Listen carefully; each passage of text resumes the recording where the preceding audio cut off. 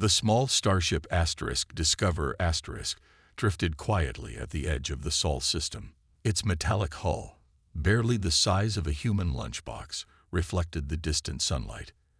Inside, Commander Reed stared at his display screen with disbelief.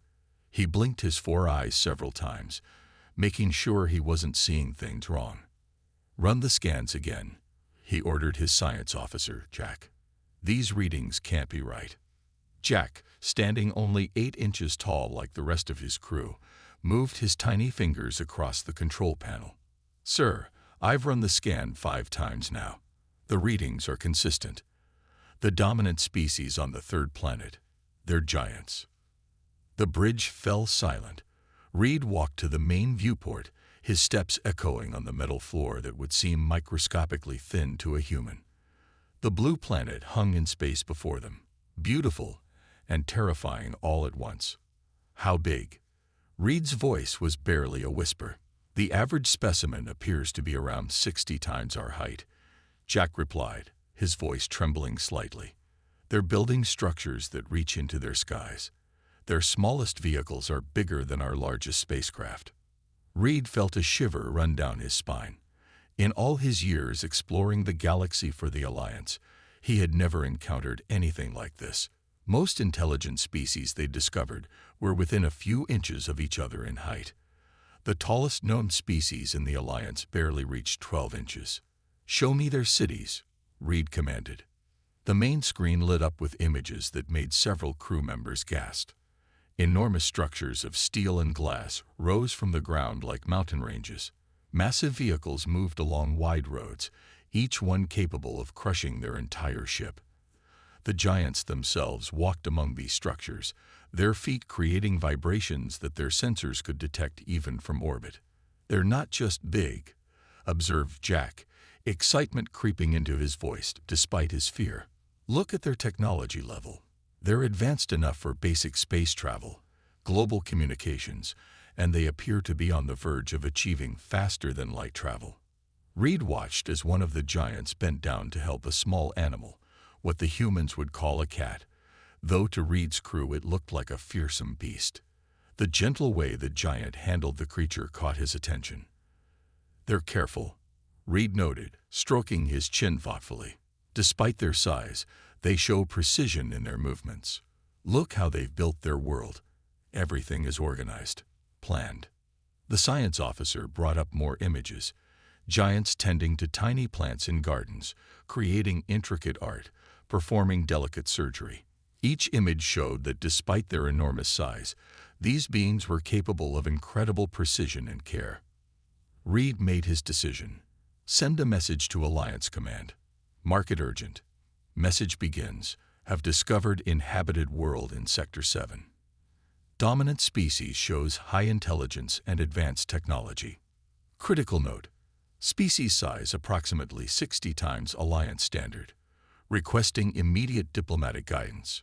Be advised. Traditional first contact protocols may need significant modification." As the message was sent, Reed continued watching the planet below. A new image appeared on the screen. A giant child helping an even smaller animal, what humans called a butterfly, find its way to a flower. The contrast was striking.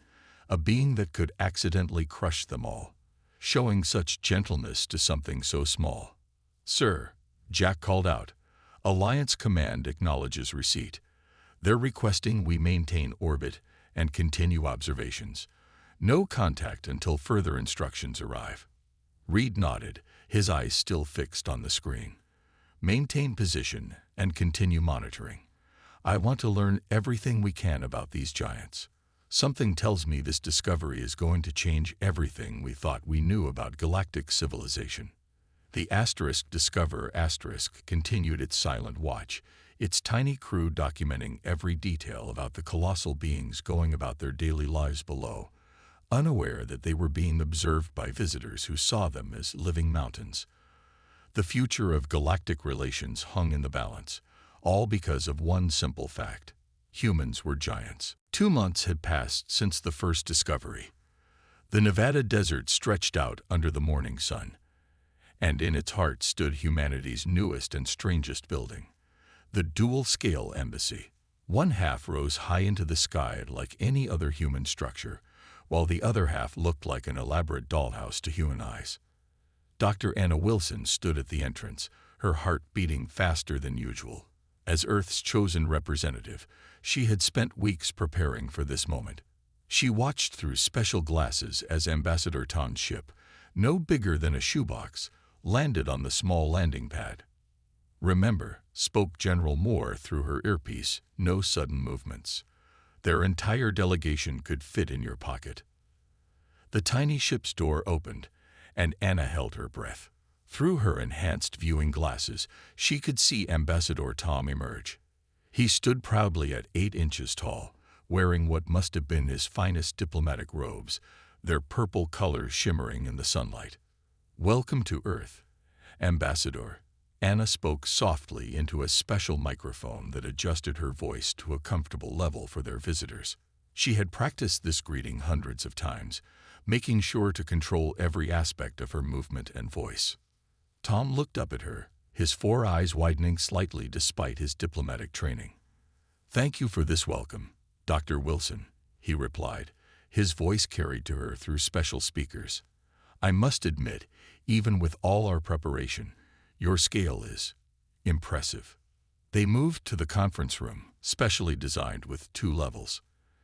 Anna sat in her human-sized chair on one side, while Tom and his team occupied a raised platform that put them at eye level with her. The walls were filled with screens showing both perspectives simultaneously. "Our scientists have been eager to understand how your species evolved to such size," Tom said, consulting his tiny datapad. "It's quite remarkable." Anna smiled gently, being careful not to show too many teeth. They had learned that could appear threatening to the Alliance species. "We're just as fascinated by your civilization," she replied. "The level of precision engineering in your ships and technology is amazing." The meeting continued, but was interrupted when a small tremor shook the building. Just someone closing a door too hard in the human section. Tom's security team immediately went into high alert, their tiny weapons drawn. "Please," Anna said quickly, keeping her voice steady. "It's just normal building movement. We've installed dampeners, but some vibrations still get through. I apologize for the scare." Tom waved his guards down, but Anna could see his hands shaking slightly. "You understand our concern, Dr. Wilson. A simple action from your kind could be catastrophic for us, which is exactly why this collaboration is so important," Anna replied. She reached into her pocket slowly and carefully placed a tiny object on the table. Through her glasses, she could see Tom's expression change to one of wonder. It was a microchip, created by human engineers working at their smallest possible scale. To Tom, it was the size of a large tablet computer. "This is our first gift to the Alliance," Anna explained. "We may be giants, but we can work at your scale. Imagine what we could accomplish together, your precision, and our ability to handle large-scale construction." Tom picked up the chip, examining it with growing excitement. "Remarkable," he whispered. "The Council said I was taking an unnecessary risk coming here, but I'm starting to think we've discovered something extraordinary." As they continued their discussion, a small bird landed on the window outside. Tom's team watched in fascination as it flew away, to them appearing the size of a passenger aircraft. "Different scales, different perspectives," Anna said warmly, "but the same desire to learn and grow. I think that's a good foundation for friendship, don't you?" Tom nodded, his initial fear now replaced with genuine curiosity. "Indeed, Dr. Wilson. Perhaps being giants isn't just about size. It's about how you use that size that matters." Outside, the desert sun continued to shine on the strange building where 2 vastly different scales of life were learning to work together, one careful step at a time. The emergency alarms blared through the tiny corridors of the Alliance Council chamber. On the main screen, footage played that made even the bravest council members tremble. A human walked through New York City, each step appearing like an earthquake to their scale. Commander Reed watched from his seat, his face grim. The footage had been leaked by the Pure Scale Movement, a radical group opposed to any contact with the giant humans. They had edited the video to make normal human movements appear as threatening as possible, adding ominous music and focusing on the shadows cast by human feet. "Look at these monsters," shouted Council Member Black, his small frame shaking with fear. "One misstep, and they could destroy an entire city of our size." The chamber erupted into chaos. Reed looked at Ambassador Tom, who had just returned from Earth. They both knew how the footage was being misused, but fear was spreading faster than reason. Meanwhile, on Earth, Dr. Anna Wilson received the emergency transmission about the crisis. She watched her own morning walk to work, now transformed into what looked like a horror movie for the Alliance species. Her simple act of stepping over a puddle appeared as a terrifying leap that could have crushed hundreds. "We need to respond quickly," General Moore told her, his voice tense. "The Pure Scale Movement is gaining support. They're calling for immediate withdrawal from all contact with Earth." Anna nodded, then had an idea. "Send me the footage they're using. All of it." In the Alliance Council chamber, the debate grew heated. "We should never have made contact," one member shouted. "These giants will be the death of us all." Just then, a new transmission cut through their arguments. On the screen appeared both Dr. Wilson and a normal city street at human scale. But this time, something was different. "Members of the council," Anna spoke softly, her voice carefully modulated. "I want to show you something the Pure Scale Movement didn't show you." The camera panned down. At her feet was a line of ants, marching across the sidewalk. With incredible care, Anna stepped over them, making sure not to disturb their path. The camera zoomed in to show the ants continuing their march, completely unaffected by the giant above them. "To these ants," Anna explained, "I am as giant as I appear to you. Yet they live and thrive in our cities. We've learned to coexist with creatures far smaller than us, just as we're learning to work with you." The council chamber fell silent. Reed stood up. "She's right. During our entire observation of Earth, we never once saw a human deliberately harm something smaller than themselves. They build their world with care, understanding they share it with smaller creatures." Ambassador Tom joined him. "I've been inside their buildings, eaten at their specially made tables. Yes, they are enormous by our standards, but they've shown nothing but patience and careful consideration in every interaction." The footage changed to show human surgeons performing microsurgery, artists painting miniatures, and scientists handling microscopic materials. "Our size gives us a different perspective," Anna continued, "but it also gives us unique abilities that could benefit both our peoples." Council Member Black stood up, his voice quieter now. "But the danger exists with any first contact," Reed interrupted. "When we first met the water-dwelling species of Aquarius 7, we feared their liquid environment would drown us. When we encountered the high-gravity species of Delta Prime, we worried their natural strength would crush us. Yet here we are, stronger for knowing them." The Pure Scale Movement's footage played again, but this time, the council watched with different eyes. What had seemed threatening now looked simply human. A species going about their daily lives, carefully navigating their world. "We propose a solution," Anna said. "Let us build more dual-scale cities, places where both our species can live and work together, with all the safety measures and size considerations needed. Let us show you that being giant doesn't mean being dangerous." Slowly, the panic in the chamber subsided. The crisis wasn't over, but understanding was beginning to replace fear. As Reed watched the council members talk among themselves, he smiled. Sometimes the biggest challenges brought the greatest opportunities for growth, no matter what size you were. The Nevada sun rose over a remarkable sight, a human construction crew working alongside Alliance engineers. Their project, the first dual-scale shopping center, would serve both species. Dr. Anna Wilson watched from the observation deck as a human worker delicately lifted a tiny prefabricated Alliance structure with special magnetic tools. "Amazing, isn't it?"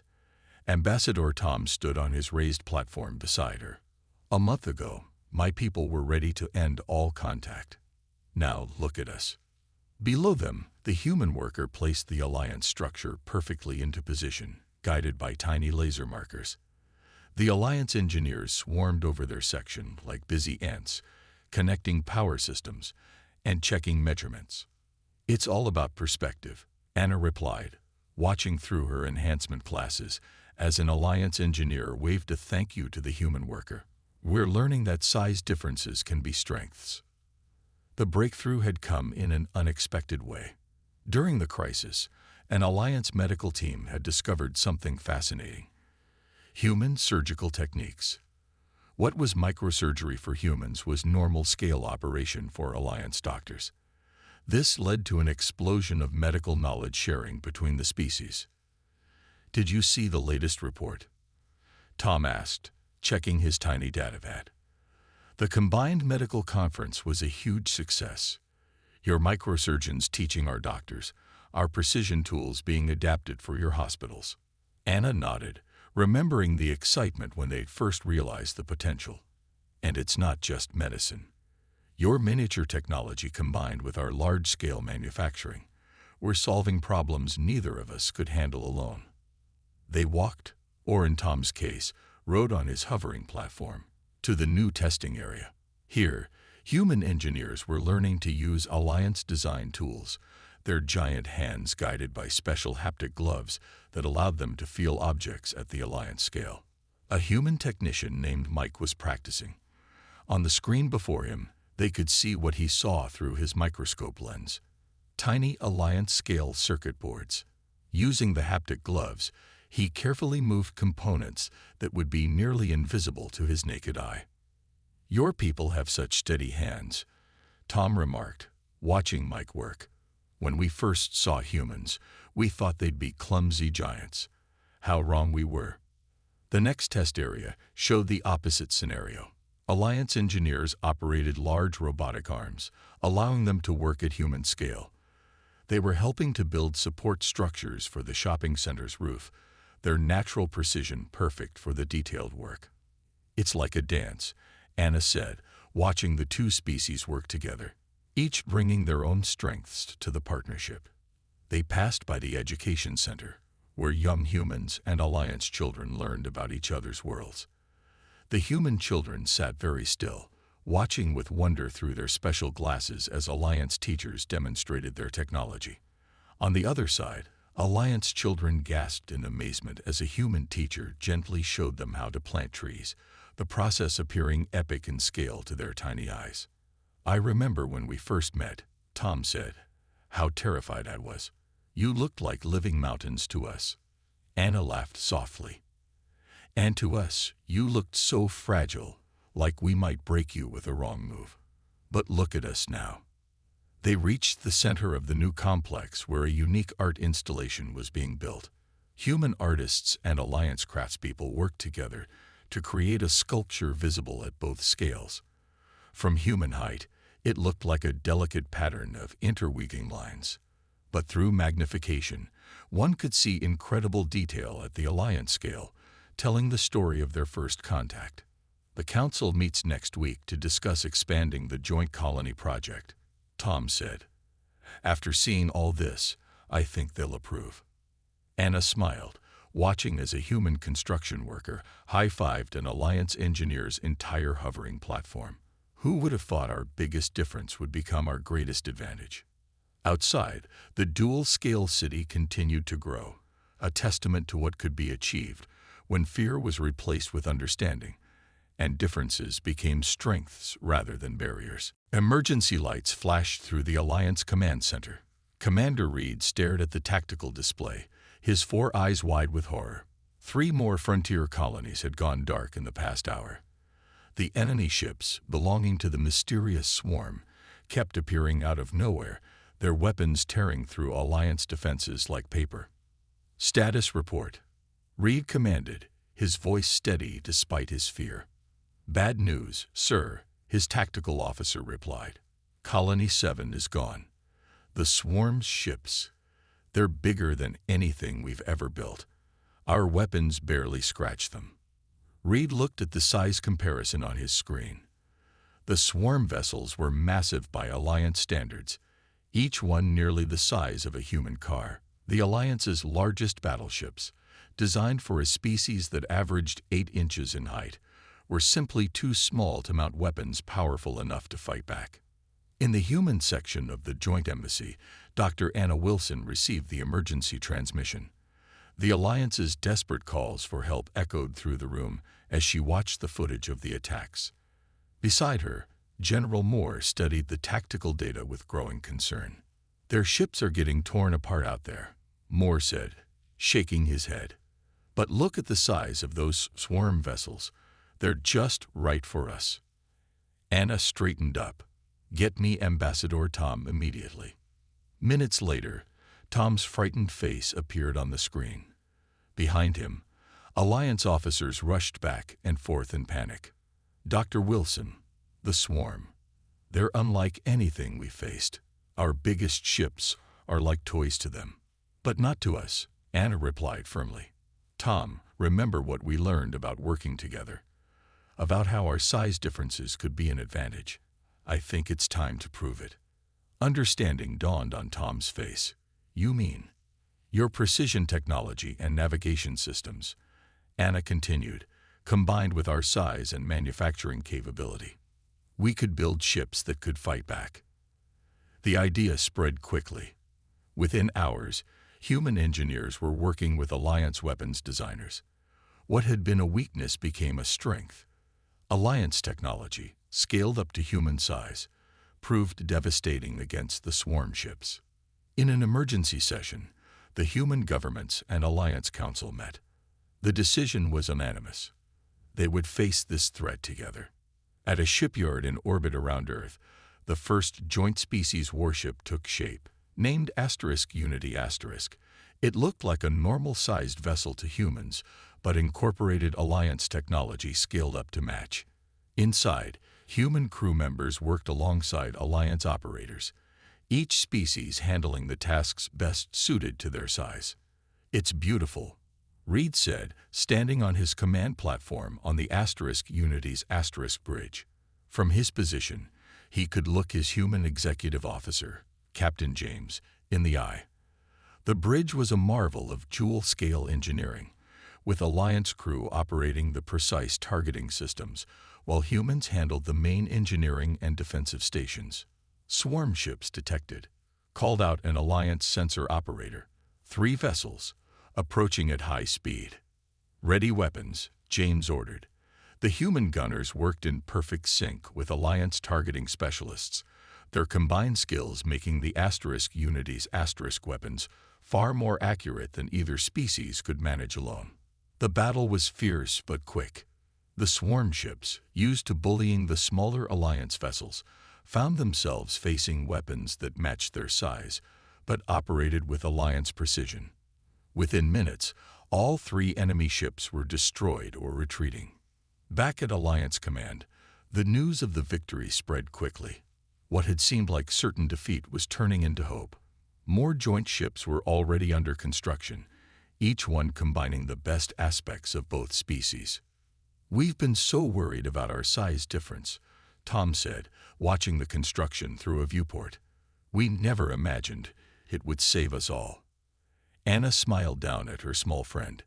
"Sometimes the biggest threats bring out the best in people, no matter their size." As more distress calls came in from the frontier, the Unity prepared for its next battle. In her quarters, Anna looked at a photo taken at the ship's launch. Hundreds of tiny Alliance crew members standing proudly alongside their human counterparts. Size, they had learned, was just another tool in their arsenal. And together, they were ready to use every tool they had. The massive engineering bay of the Unity buzzed with activity. Human engineers worked alongside Alliance technicians, their different sizes creating an unusual but effective workspace. The ship had just returned from another successful defense of the frontier colonies, but the swarm's attacks were becoming more frequent. James, the human chief engineer, lay on his back underneath a damaged engine component. Above him, Perched on a specially designed platform, Alliance engineer Pete directed the repairs through a magnified display screen. "A little to the left," Pete called out. "The microfractures are hard to see at your scale, but they're there."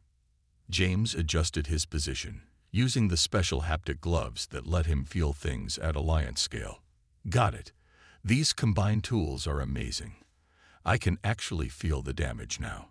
Their success against the swarm had led to an explosion of new technological developments. What started as military collaboration had grown into something much bigger. All across Earth and Alliance space, mixed teams were creating incredible new technologies that neither species could have developed alone. In the ship's medical bay, Dr. Anna Wilson watched through her enhancement classes as Alliance Dr. Tim performed surgery on a wounded human crew member.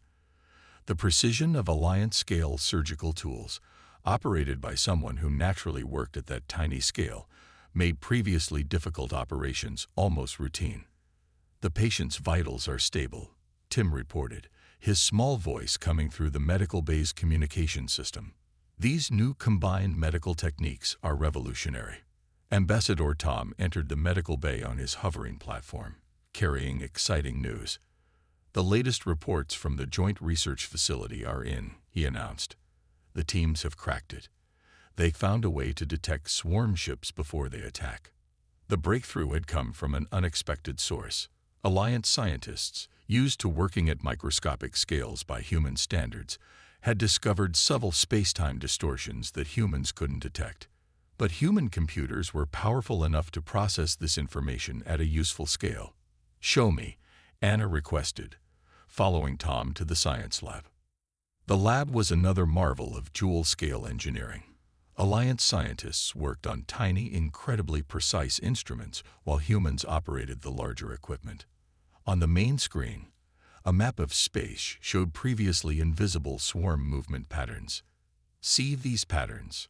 Tom pointed to tiny fluctuations, too small for human sensors to detect, too large for our traditional equipment to process. "But together, we can see them coming," Anna finished. "How soon can we implement this across the fleet?" The next few days were a blur of activity. Human manufacturing facilities worked around the clock, building large-scale components that Alliance engineers then fitted with their precision technology. The result was a network of early warning stations that could detect swarm ships long before they attacked. In orbit above Earth, the first test of the new system was about to begin. James and Pete stood at their stations on the Unity's bridge, watching the screens carefully. "Contact," Pete called out. "Swarm signatures detected at the edge of the system." "They're not getting away this time," James said, his hands moving across the human scale controls, while Pete's team handled the precise targeting. The battle that followed was unlike anything before. The Unity and its sister ships, guided by the new detection system, intercepted the swarm before they could attack. The combined human and Alliance fleet moved with both power and precision, their weapons finding targets that would have been impossible to hit before. When it was over, the swarm ships had been driven back, some captured intact for the first time. The knowledge they would gain from studying these ships would be invaluable.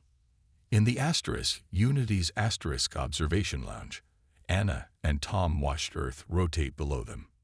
"You know what's funny?" Tom said. "If our species had been the same size, none of this would have been possible." Anna nodded. "The very thing that seemed like our biggest obstacle became our greatest strength." The swarm never stood a chance against both scales working together. Outside, more Joint Fleet ships moved into position, their designs a perfect blend of human size and Alliance precision. The collaboration that had started as a necessity had evolved into something neither species would ever want to give up, a partnership that made both stronger. The Grand Council chamber on Earth was a marvel of dual-scale architecture. Alliance representatives sat on raised platforms that brought them eye level with their human counterparts. Today, the chamber was packed for a historic moment, the formal signing of the Galactic Unity Treaty. Dr. Anna Wilson stood at the main podium, looking out at the gathered delegates.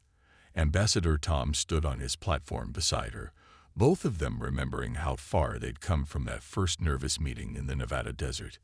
6 months ago, Anna began, her voice carried through special speakers that made it comfortable for both species.